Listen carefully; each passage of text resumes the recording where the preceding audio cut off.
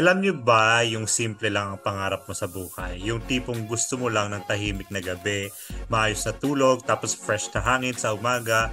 Pero guess what? Hindi ko yan naranasan dahil sa kapitbahay ko Oo nga, ano, aso naman yun, di naman kasalanan ng aso. Pero may nagmamay-ari sa kanila. Meron silang fur parent kung tawagin nga, 'di ba? at hindi lang ingay mga besh. May amoy. Nakipag-away talaga ako. And I made sure na aalis siya. Kasi hindi ko na kaya. Hindi naman nila ginustong maging parte ng buhay mo. Ikaw naman ang pumili sa kanila para maging parte ng buhay mo eh. Hindi naman dahil binabawal mo sila, eh hater ka na ng mga pets, 'di ba?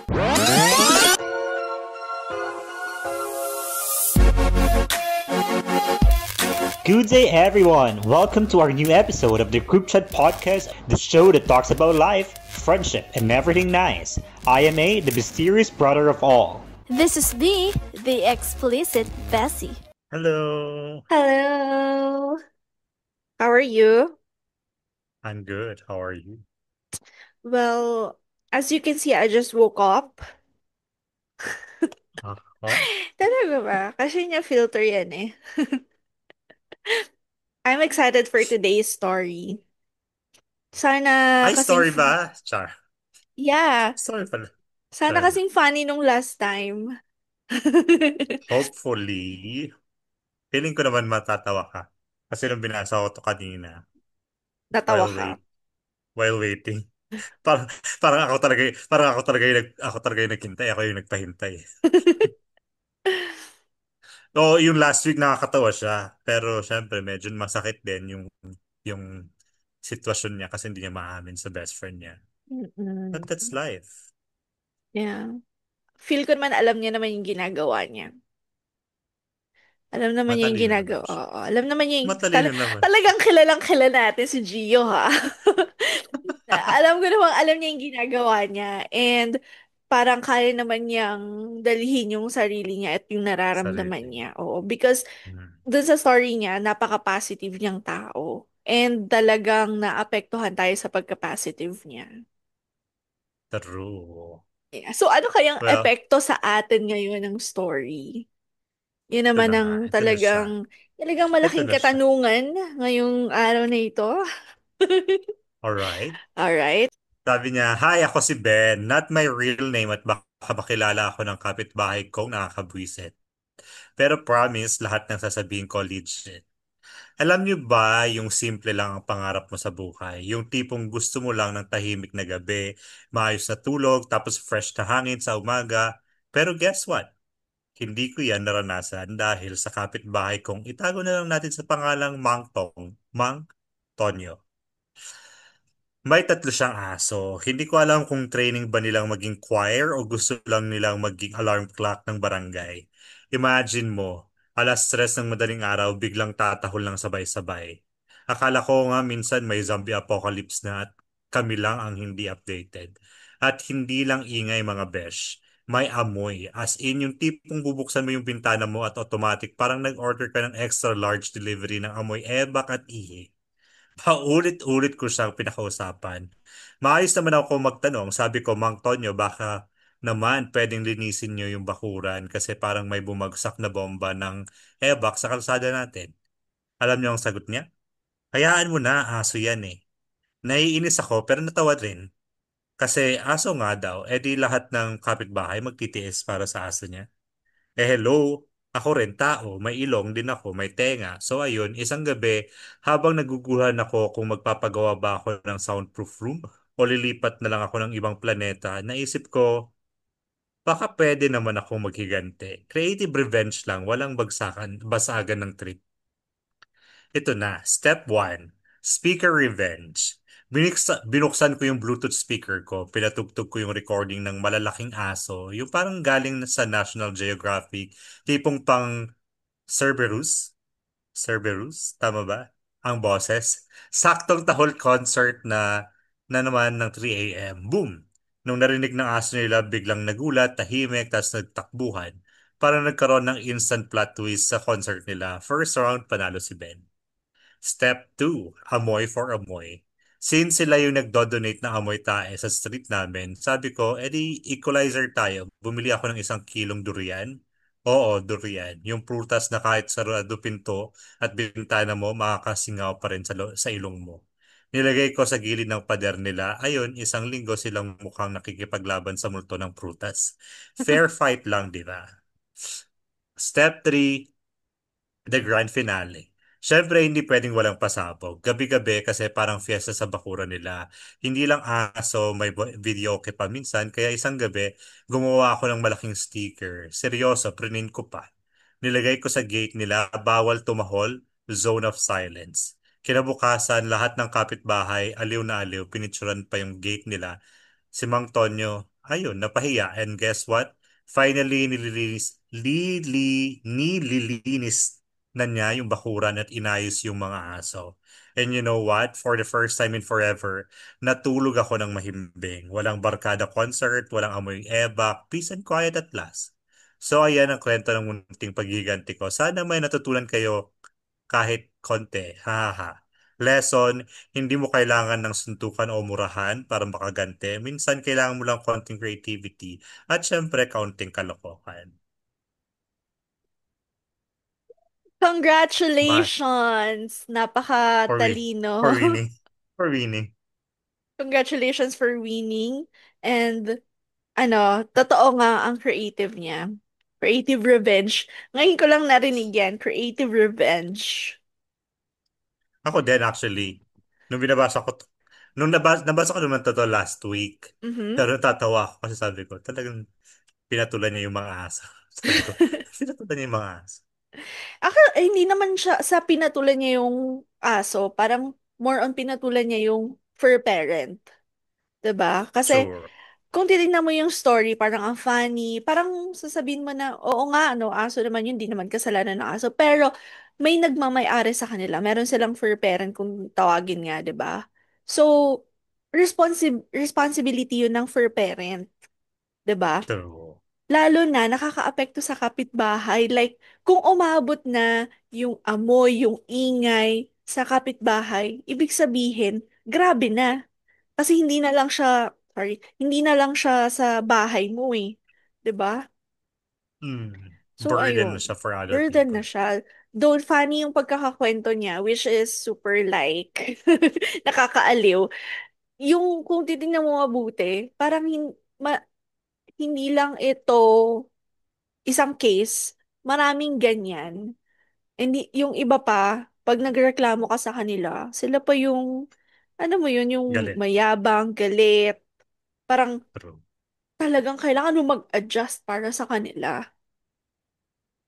Kala mo 'Di. pag-aaral na nila yung buong barangay.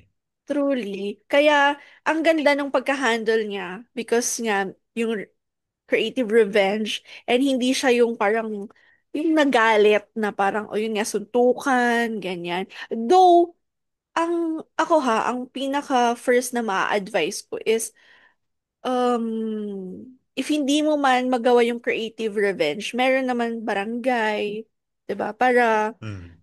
Para pagsumbungan, para sila na yung mag-handle doon.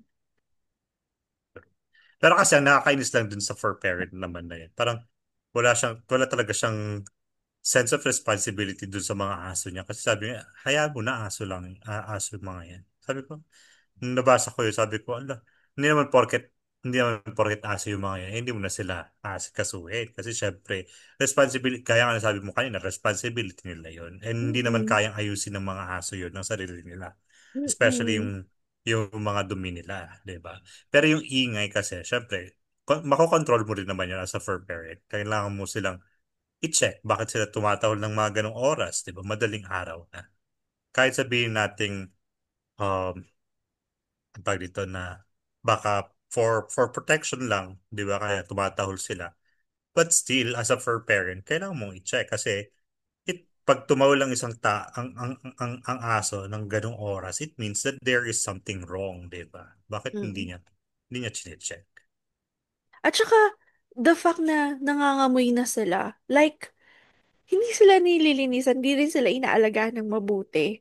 And baka yun yung Hmm, cause nung pagtatahol, like, hindi comfortable yung aso, sila mismo true. nababahuan na sila sa sarili nila. Ayun. So, dapat talagang, sabi mo nga, maging responsible tayong fur parent. Alagaan natin ng mabuti. Isipin natin yung welfare ng aso. Hindi, dahil Hmm, hindi mo lang sila aso, like aso, pet mo sila eh. Ikaw na yung parent nila kumbaga. Diba? true. At saka ano yan, pag nag-ano ka talaga, nag-alaga ka ng mga hayop, you have to consider them as your children talaga. Member na Hindi ng lang family. member ng family. Mm-mm. Diba? Kasi syempre, hindi naman nila ginustong maging parte ng buhay mo. Ikaw naman ang pumili sa kanila para maging parte ng buhay mo eh. Diba? So Mm-mm. kailangan maging responsible ka sa mga ganung bagay. Mm-mm. And gusto ko lang din parang, um, ring mag-share na experience about sa kapitbahay na ganyan. Parang sobrang insensitive na pag may nagrereklamo na sa'yo sa ginagawa mo, ibig sabihin na apektuhan na sila. Hindi naman, may mga kapitbahay na oo, yung mga konting bagay pinapansin nila sa'yo. Kahit hindi naman sila Mm, naapektuhan. Meron naman ganun. Pero kapag na sinabi nila sa'yo na naapektuhan na kami, maging ano ka naman, sensitive. Like, maging ano ka naman, yung social responsibility mo ba na kapag ka naiingayan na yung kapitbahay mo sa'yo, dapat mag-adjust ka kasi nga community kayo eh. Hindi lang naman ikaw yung nakatira dyan. Ayoko yung mga kapitbahay na ganon. true. Kaya pag Naka-experience minsan, na ako ng ganon. And ako mismo, makikipag-away talaga ako. Nakipag-away talaga ako. And I made sure na aalis siya. Kasi hindi ko na kaya. Parang, grabe naman to. Sabi ko, parang ako kasi yung how I handled it is, una, sinusumbong ko dun sa pwedeng pagsumbungan. Eh, ang problema, hindi na rin nila ma-handle. So, sabi ko, sige, sigurado kayo, ako mag-handle nito. Ganon. So, hindi mo madaan sa pakiusap. Eh, di sige. Kung feeling mo worse ka, hindi mo pa nami-meet ang naging kontrabida ano na to. Hindi, I mean, hindi mo alam kung sino yung kapitbahay mo. Mamaya, ginagawan mo sila ng ganyan. Mas worse pa pala sila sa'yo. 'Di ba? true. Malay mo, doon makuha yung buhay mo or something. Ganon. Saan yan? Dyan or dun sa Pilipinas? Dito, Ah, sa Pilipinas ang na-experience kong kapitbahay. Actually, hindi siya kapitbahay, landlady ko siya. Sobra siyang pakailamera. Hindi lang sa amin, kundi sa lahat ng kapitbahay namin. Kahit yung hindi niya kapitbahay, yung medyo malayong ano, pakialaman niya. Yun naman kaya yung pa ayokong kapitbahay na parang chinchismis ka niya, ganun. Parang, talaga ba? Papakialaman yung buhay mo? Kasi nga parang matanda na wala na siyang ginagawa sa buhay niya, yun na lang siguro yung hobby niya. Ganon, Mm, ang way mo naman ng pag-handle sa kanila is deadmahin mo na lang. Parang, okay, okay. Ganon na lang. Yung alam mo namang hindi mo na dapat patulan pa kasi matanda na din, parang ganun, diba? Wala na rin naman silang magagawa, hindi ka na rin naman siguro nila sasaktan. So kami, yung hinandle namin siya, okay, okay, kaya mo na, sige, sige, oo ka na lang, ganyan. Tapos yung nandito naman, hindi talaga siya ma-handle ng kahit na sinong tao. Kaya sabi ko, ilalabas ko na ang tinatagong kung masamang budhi. Kaya ayun, nilabas ko siya and umalis siya. Ganun. Ayun. congratulations. Minsan ko lang naman nilalabas Congratulations. yung masamang budhi. Nakakip lang siya dito. Actually, hindi. Parang Inalis ko hindi. na siya. Inalis ko na siya. Wala Inalis na ko na siya. siya. Oo. Kasi maldita siya. Tapos parang lahat na nagrereklamo dito pero parang wala naman silang ginagawa. Parang hinahayaan nila. Ako hindi ko siya mahayaan kasi sobrang naapektuhan na ako. Ganon. Meron pa nga umaway sa kanya, talagang sinigaw-sigaw na siya. Pero walang effect. Kaya sabi ko, kung anong gagawin mo sa akin, gagawin ko din sa'yo. The same exact. Pero hindi ko pala gagawin Worse. ng the same exact. Hihigitan ko pa. Ayun, nag-give up. Nag-give up siya. Nag-give up siya. Akala niya, Lintik lang, ano. walang gante, sabi ko. Oo. Pero ano naman yun ha, hindi naman agad-agad. Maraming chance yung binigay sa kanya. Maraming pag-iintindi. Ganon. Totoo naman. Ganun naman kasi talaga ang tao, di ba? Lalo na kung yung maintindihin kang tao. Mm-mm. Yung pasensyoso kumbaga. Na, Mm. sige, hayaan mo na kasi baka sa susunod, okay siya ulit, gano'n. Tapos biglang hindi pa rin naman, mas nagiging worse pa siya. Doon na talaga lalabas yung mga pag-uugali mo. Actually, ako ganun ako pag minsan. Pag kunyari yung hindi ko, pasensyoso ako talaga kasi. Pero pag yung hindi ko na kaya or hindi ko talaga gusto yung ginagawa mo, doon talaga lumalabas din yung pagiging ano. Kahit naman alam naman talaga nilang lahat na mataray ako, pero may mas tataray pa. Mm. Diba? Doon sa mga deserve lang na makatanggap noon, kumbaga, True. 'di ba? Kasi kung hindi, ikaw rin naman yung kawawa kung hindi, kung hahayaan mo sila, 'di ba? And parang way mo na rin yun para magpa-realize dun sa tao kung ano yung mali niyang ginagawa. Kasi look at ano na ulit name ni Chatter? Ben, Ben, hello Ben, thank you sa story mo. Katulad nung ginawa ni Ben na, kaya naman pala nung kapitbahay niyang maging maayos. 'Di ba? true. Kaya naman pala, bakit hindi ginawa noong una pa lang? 'Di ba? So ako naniniwala ako na kaya naman ng mga taong nirereklamo natin na umayos. Pero kasi minsan Hmm. kailangan mo lang talaga silang pigain. They just have to learn the hard way, kumbaga. True. True. Alam mo dito sa Thailand, wala akong na-experience na ganyan kahit na maraming pet owners dito sa Thailand pero hindi mo sila makikitang yung pinapabayaan nila yung mga alaga nilang hayop kasi Mm-mm. talagang responsible sila pagdating sa mga ganun. Lalo-lalo na yun kasi mahilig sila talaga sila sa pusa. Eh, di ba, alam naman ng mga pusa yung ihi nila, yung ebak nila talagang maamoy kung maamoy. Mm-mm. Dito sa Thailand, hindi. Kaya dati, pinagbabawal siya sa condo. Pero ngayon, Mm. parang okay na kasi parang nakikita naman nilang kayang i-handle. Pero pag mga aso hindi pwede talaga sa condo kasi maingay. Mga pusa pa lang ang pinapayagan nila. Meow, meow, Dito meow, naman sa meow. Thailand, Ganun lang. yeah, meow, meow, meow. Dito sa Thailand, ang problema dito yung alam nilang Pinoy yung kapitbahay nila kasi laging may karaoke. Ah, Yun lang ayun din naman naman. yun lang din naman talaga yung hindi ko alam kung pangit na traits ng Pilipino or maganda kasi meron silang unity. Pero nakakasagabal sila sa ibang tao kasi yung ingay nila dahil sa kakakaraoke nila kahit anong oras. Siguro, pwede namang pagbigyan once in a while. Especially kung kunwari merong okasyon like New Year, Christmas, parang pwede mo naman silang pagbigyan ng ganun, 'di ba? Para sa akin na True. ako pag may nakakarinig ako ng ingay, nakakainis. Pero ngayon lang naman nangyari, di hayaan mo na. Parang ganun, 'di ba? Pero yung grabe naman gabi-gabi or every weekend na lang, syempre weekend yun lang yung pahinga. Minsan may mga ganun. Every weekend. Or, sige, gawin mo. Pero naman yung time, maging conscious ka naman sa time. Like, Oo. okay, 9 p.m., siguro tulog na yung mga tao niyan.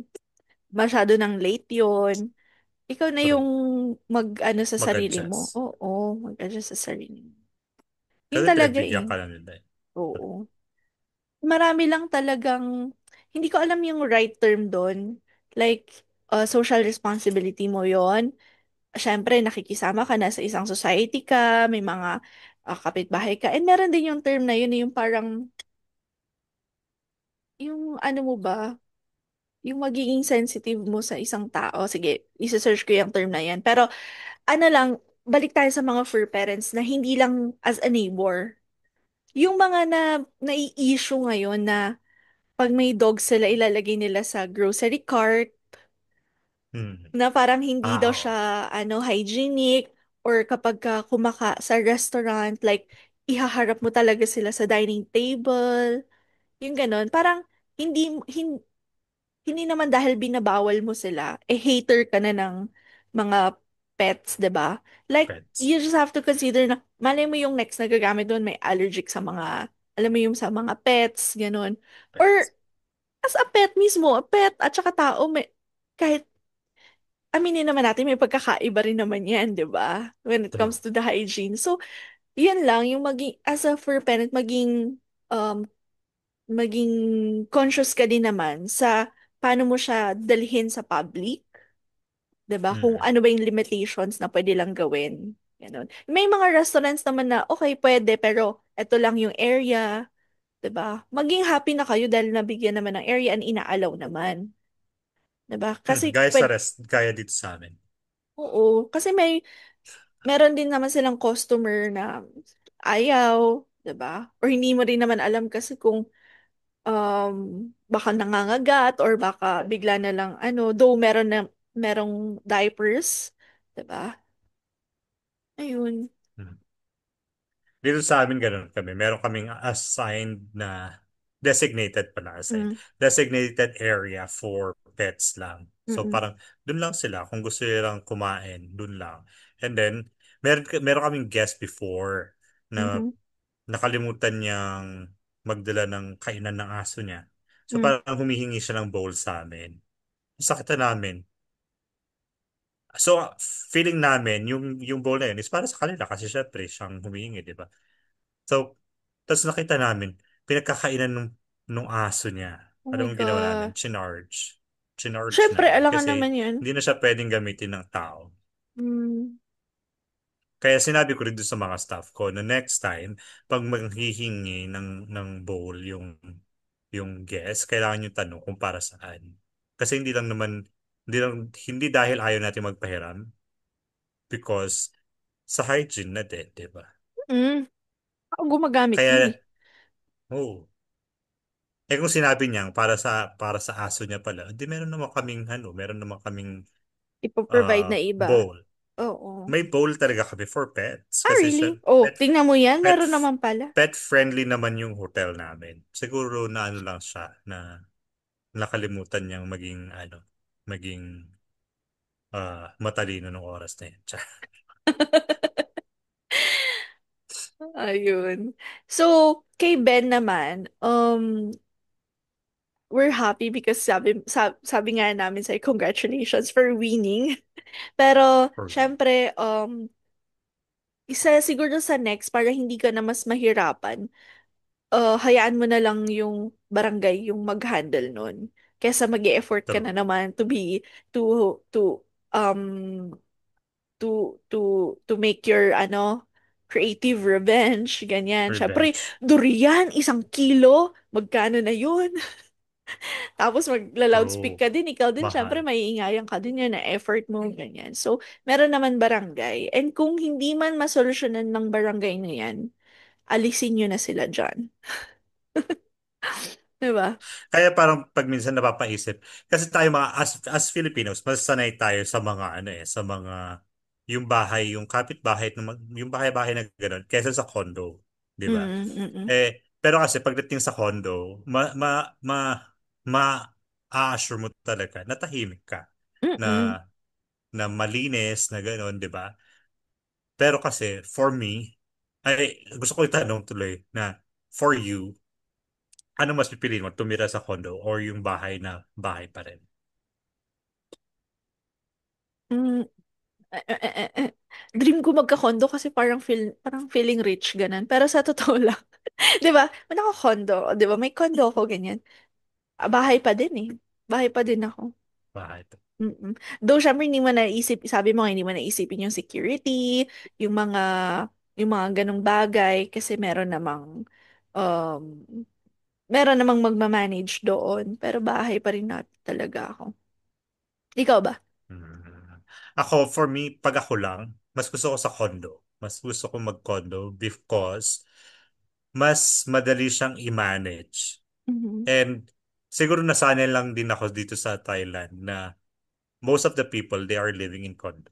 Mhm. At saka, ang mga foreigners, hindi sila kasi pwedeng bumili ng land dito sa Thailand. Pero condo pwede. Pwede silang bumili ng condo. Ah, pwede pala yun. Pwede Ganda. rin naman sila magpatayo ng sarili nilang bahay, rerentahan nila yung lupa. Pero Ah, syempre, kung magrerenta ka ng lupa, edi might as well bumili ka na lang ng condo. condo. Kasi Parang us doble kasi gastos.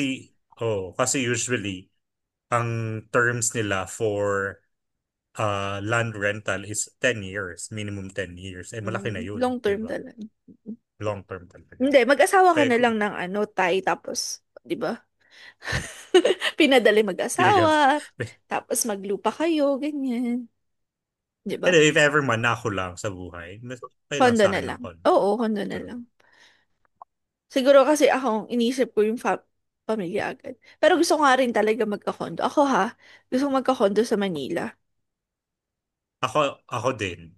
But that condo is not for yung yung titirahan, parang Oo, kumbaga business, oo, business. ganun.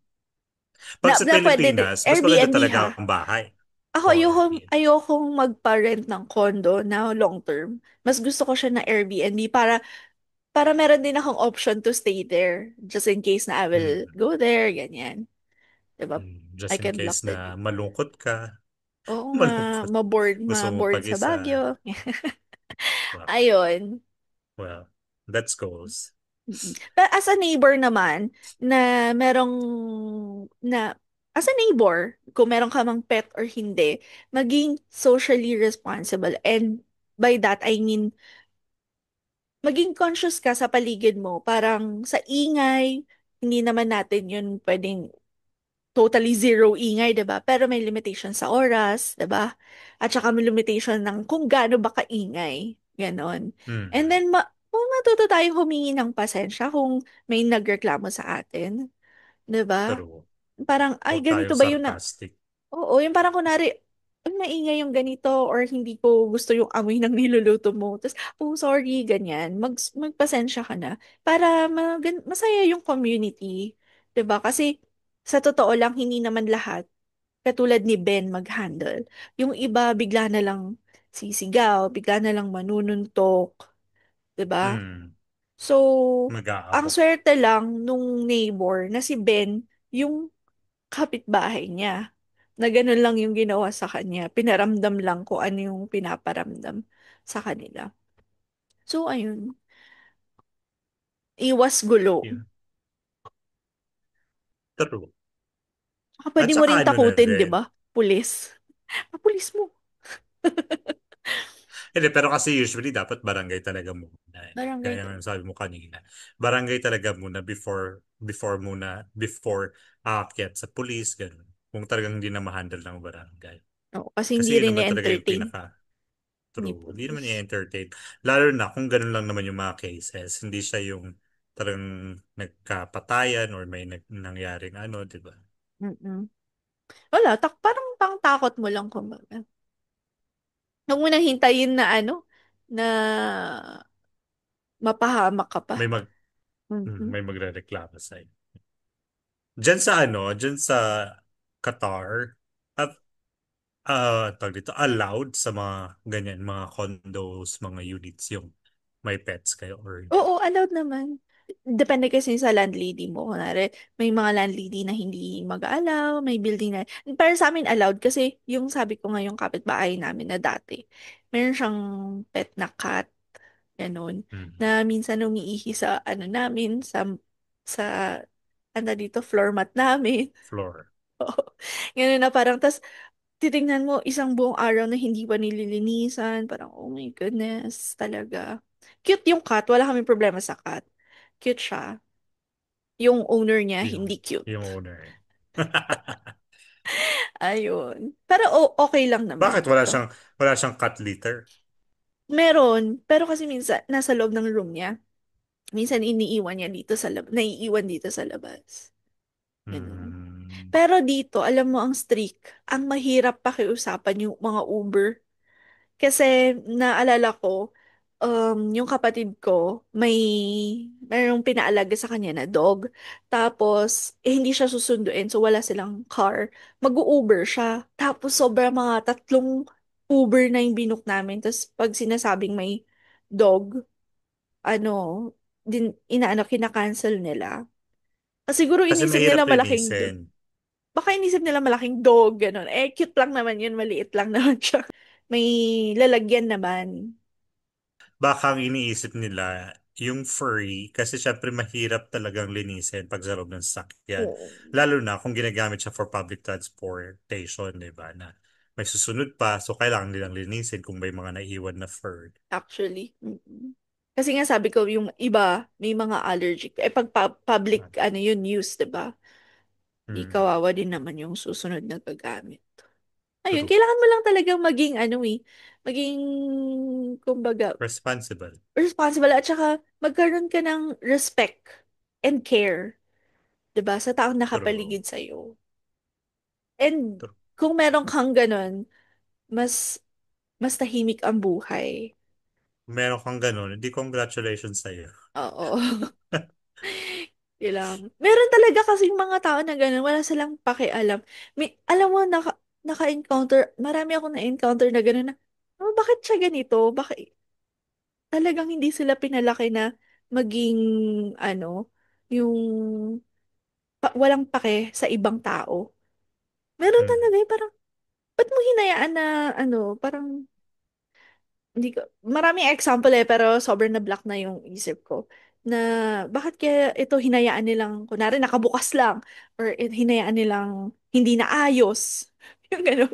Hindi nila inisip yung susunod na gagamit. Hindi nila inisip Mm. yung, yung mga taong nakakakita sa kanila, kung anong mararamdaman. Yung gano'n, yung sarili lang na iniisip nila. Siguro sa sa 10 tao, halos kalahati din yung ganun. Yung Insensitive, mga kumbaga. insensitive talaga and sarili na iisip. And alam Well, mo, may ma. sa in relation with the noise, maganda dito kasi bawal yun talaga. Yun ang bawal, maingay talaga. Pwede mong ipapulis agad. And ganun din sa Mm. Baguio, 'di ba? Meron tayong mga True. ano kasing tawag dun? Noise curfew, kumbaga.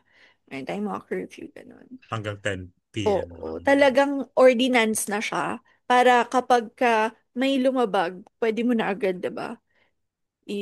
May sanction na agad. Mm. Dapat ganun na-impose na din So sa lahat. walang mga nagkakaraoke dyan. Meron din naman. Kasi dito parang, alam mo, feeling ko dito may automatic na ano dito. Si Ben, Soundproof. soundproof. Feeling ko yung mga building ko. So, kung kunwari, itong sa flat niya dito, kapag sobrang ingay na, maririnig mo na agad. Pero kapag yung ingay mo lang na sakto lang, hindi pa maririnig sa ibang room. Kasi minsan nagpapasounds ako ng Mm. malakas. Tapos, kinuklose ko yung, lumalabas ako, chinecheck ko kung naririnig. Hindi naririnig. Ganun ako magpa-sound. Oo. Pag naririnig sa labas, masyado nang maingay yun. Ganun. Pero Baka meron may dito, soundproof yan. pag kunwari New Year, naranasan namin yun. Isang New Year. Mm. Siyempre parang New Year, di kantahan. Pero medyo lumagpas na kami, 2 a.m. or 3 a.m. nagkakaraoke pa kami. Kinatok na kami ng guard na nagrereklamo na daw yung tao sa baba. Ibig sabihin, parang sumobra na rin kami na May, parang first New Year ata namin yun dito eh. Na sobrang ano lang, gusto lang namin enjoyin kasi hindi naman kami laging ganun. Lumagpas mga 2 a.m. or 3 a.m. Kinatok na ng guard. iba na rin Sorry. kasi yan talaga. Madaling araw na super late na. Tapos, hindi wala kasing soundproofing ang floor. Mm. Usually, ang soundproofing lang sa walls. Mm. Mahirap i-soundproof ang floor. Kaya nagrereklamo na yung mga tao sa baba kasi naririnig na nila. Or baka Tapos, kami na syempre, lang talaga yung maingay. Pag baka ganun na New din. Year, Christmas, may pasok kasi dito. Walang holiday. Ah, Kaya sabagay parang, kasi hindi naman sila Christian kung for umaga, gising ka Christmas. pa, Pilipino ka for sure. Ganon. Dito sa Ayun. Thailand naman, Christmas lang ang nila celebrate dito. Pero yung New Year, maingay din sila. Masaya din. Namimiss ko din yung sa Pilipinas. Namimiss ko na, hindi ko namimiss. Kasi pag minsan, pag pupunta ka ng mall or ng town, ang saya, di ba? Lively yung music, lively yung mga tao, ang ingay. Pag dito kasi parang, sobrang mahinang music. At ang tama lang na may Mhm. naririnig ka lang. Tapos tahimik yung mga tao, ganun. Sobrang So respectful sa walang mga space. concert dyan. Di ba may mga Siyempre concert may sila mga dito? concert dito. Sa concert venue, siyempre ganun. Pero hindi dito kasi, yung parang public na ano, hindi ganun. Hindi maingay, 'di ba doon, itong store na to, nari H&M, ang iba yung music nilang ingay. Susunod na store, iba na namang music, ganun maingay. Nasa labas ka pa lang na, dito hindi. Kailangan mong pumasok, kailangan mong kaya at peace, pero at the same time, minsan nakakamiss din yung ingay, yung gulo sa Pilipinas. Ganon. Balik ka na para makorap ka sa Pilipinas. Ayun. So yun lang. Yun lang naman ang gusto nating sabihin sa mga chatters natin at sa mga future listeners ng ating podcast na dapat maging responsible tayo especially if we have the pets outside our house or kaya kahit sa loob ng bahay, dapat responsible pa rin tayo sa kanila. Kasi hindi lang naman yung bahay natin ang maapektuhan ng mga ingay at saka mga dumi nila, di ba? So, Correct. if ever man that you will decide to have your own pet, you have to make sure that you will really be responsible, like you really take care of them properly, di ba? Yes, take care of them. Love them talaga as your family member. Ayun. So, yeah. We hope na may natutunan kayo sa amin, Shotters. Kasi kami, yes, Wala. meron. To be Tapos really, kami wala, sabi. to be socially aware, responsible, respectful, and as a fur parent din, loving fur parent. Though hindi ako fur True. parent, si A. Ayan, meron siya Ayan. huwag mo sasabihin, Bella. Bella. Oh. Sabihin ko na naman si Minerva. Si Minerva. Ayan, thank Sino you si so Minerva? much. Thank you so much, chatters. And of course, para mapakinggan nyo pa ang aming mga previous episode, please visit our social media, the Group Chat Podcast with BNB in YouTube, Spotify, Facebook, and TikTok account. Yes. And if meron kayong mga stories kagaya nito ni Ben, may mga hinanakit kayo sa buhay nyo, you can email us at tgcpodcast.ph@gmail.com or DM us dun sa mga Yes. socials na nasabi ni A. Ayan. Thank you so True. much. Thank you Thank you, so Ben. much. Bye. Thank you, Ben. Buyers. Bye-bye. And that's a wrap. Thank you for listening to our latest episode here in the Group Chat Podcast with ABC. We would be happy to be connected with you guys. Please subscribe and follow us to our channels. For Spotify, the Group Chat. For YouTube, the Group Chat with ABC. For Facebook, the Group Chat. Thank you so much, guys. Join us again on our next episode this coming Friday. Bye bye.